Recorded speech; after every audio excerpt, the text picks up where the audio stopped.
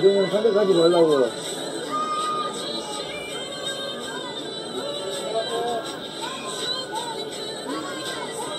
아이, 수장님 어서오세요.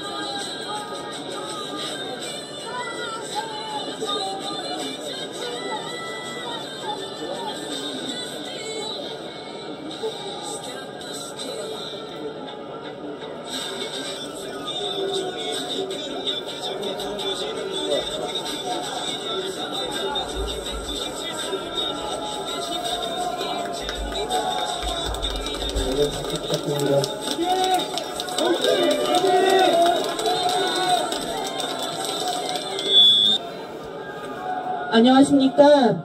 존경하는 대한민국 시민 여러분,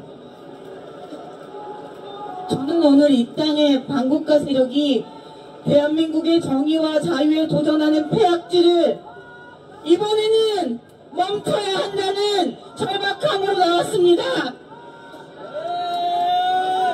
박근혜 대통령님께서 죄를 짓지 않은 사실을 가지고도 불법 탄핵을 자행했다는 것을 국민이 알아차렸을 때 저들은 더 이상 거짓으로 꾸민 불법 탄핵을 멈췄어야 했습니다. 지금 문재인 정부가 거짓 평화를 운운하며 북한 눈치 보는 대북 정책을 실행한 결과 삶은 소대가리라는 비난으로 전 세계의 웃음거리가 되고 북한의 손에 우리 국민이 무참히 살해된 것이 세상에 알려졌을 때 저들은 북한을 포함한 공산당의 만행에 동조하는 정치를 멈췄어야 했습니다. 하지만 그들은 멈추지 않았고 멈추게 할 수 없었던 우리는 오늘날 불법 탄핵을 넘어 윤석열 대통령님의 불법 구금까지 마주하며 대한민국의 법치가 추락하는 모든 과정을 지켜보아야 했습니다. 여러분, 탄핵을 주도하는 반국가 세력, 이들이 들을 기가 있습니까?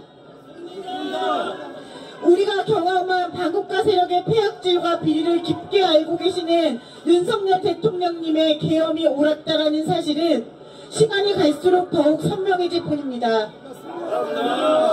여러분, 윤석열 대통령님의 임기가 2년 반, 중간점을 돌아서는 시점까지 대통령님께서는 국민의 주권을 빼앗고 민생을 살피지 않은 정치에 대해 경고하고 기다리셨습니다. 하지만 그들은 변할 기미는커녕 더욱 국정 운영은 아노미 상태로 몰고 갔습니다. 또한 선거 부정에 대한 의혹은 보궐선거를 포함한 총선 등 계속해서 터져나온 것이 사실입니다. 이런 상황에서 경험이 아니면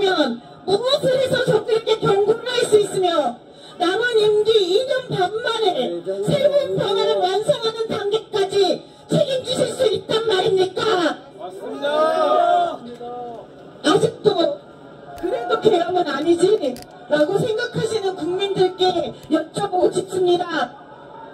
계엄 대신 다른 대안이 있습니까? 없습니다. 국회 문제는 여야 합치로 해결하면 되고 부정선거는 수사로 해결하면 되는 것이라면 지난 2년 반 동안 노력한 것은 다 무엇입니까? 2020년 1월부터 최근까지 검찰과 경찰의 중앙선관위 및 지역선관위 대상 압수수색은 모두 181차례나 이루어졌고 그 가운데의 대부분인 165건이 윤석열 정부에 들어 시도되었습니다. 그럼에도 불구하고 부정선거를 밝히는 가장 핵심인 중앙선관위 서버에 있는 선거인 명부는 아직까지 국민들에게 공개된 적이 없습니다. 지난번 무료 소송에 접속조차 선거인 명부와 실제 투표지를 대조하는 검증이 제대로 이뤄진 사례가 없습니다. 국회 의견은 어떻습니까? 나경원 의원님께서 22대 국회 8개월 만에 113건을 반대 의견이 있음에도 거대 야당이 단독 표결했다며 이 추세라면 22대 국회 4년 임기 동안 500여 건 이상을 여야 합의도 없이 더불어민주당이 단독 강행 처리할 것으로 추산된다고 밝히셨습니다. 이처럼 우리가 2년 반 동안을 노력하고 기다려줬음에도 바뀌지 않는다면 남은 2년 반의 지금과는 다른 방법을 시도해서라도 대한민국을 정상화하고 국민이 가진 의혹을 남김없이 해소하겠다는 시도가 5년이라는 시간을 약속받은 대통령님의 현실적이고 책임감 있는 선택이 아니겠습니까? 우리는 윤석열 대통령님께서 자신에게 주어진 5년 이내에 최선의 결과를 만들기에 때를 놓치지 않고 시도한 모든 것들에 동참해야 합니다. 우리가 7년 동안이나 탄핵으로 정권을 뒤집으라는 반국가 세력의 시도에 크게 분노해야 합니다. 국민 여러분, 헌법재판소가 졸속 심판으로 국민이 선출한 대통령을 끌어내리고 국가의 입지를 대내외적으로 불안하게 하는 행동을 이제는 멈출 수 있도록 더욱 힘을 모아주십시오.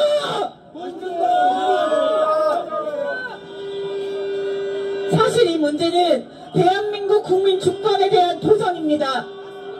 국민이 선출해 놓아도 이렇게 매번 국회가 탄핵이라는 수단을 써서 선거 뒤집기를 시도하는 것이 학습된다면 머지않아 국민은 선거에 참여해야 할 의지조차 잃게 될 것입니다.